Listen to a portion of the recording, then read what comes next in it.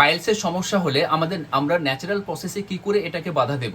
প্রথমত হচ্ছে অবশ্যই ইট হাই ফাইবার ফ্রুট খাবার আমাদের খেতে হবে। তার মধ্যে যেগুলোর মধ্যে তার কারণটা হচ্ছে যে হাই ফাইবার ফুড খেলে সফট স্টুল হবে এবং এতে কিন্তু পাইলসের সমস্যা হওয়ার টেন্ডেন্সি কম থাকবে। কোন খাবারে সব থেকে বেশি ফাইবার আছে? যেমন ব্রাউন রাইস, ওটস, তার সাথে ব্রোকলি, তার সাথে শাকসবজি এবং তার সাথে ফ্রুটসের মধ্যে অ্যাপেল, বিন, এগুলো খাবার আমরা যদি খাই তাহলে অবশ্যই প্রচুর বেশি এগুলো ফলের মধ্যে খাবারের মধ্যে ফাইবারস আছে। দ্বিতীয়, প্রচুর জল আমাদের খেতে হবে, অন্তত 3 থেকে 4 লিটার জল, তাহলে পায়খানা সফট হবে।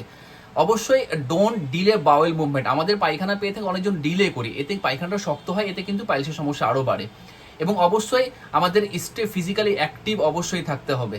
তার সাথে সাথে কি হয়, অবশ্যই আমাদের হেলদি ওয়েটকে মেনটেন করতে হবে এবং অ্যানাল এরিয়া অবশ্যই ক্লিন করতে হবে। তো এইসব জিনিসগুলো অবশ্যই করলে আমাদের কিন্তু পাইলসকে প্রিভেন্ট করতে পারবো। আরও ডিটেলস ভিডিও দেখার জন্য আমি কমেন্টে লিঙ্ক দেবো, আপনারা ইউটিউবে যান, আশা করছি ভালো লাগবে।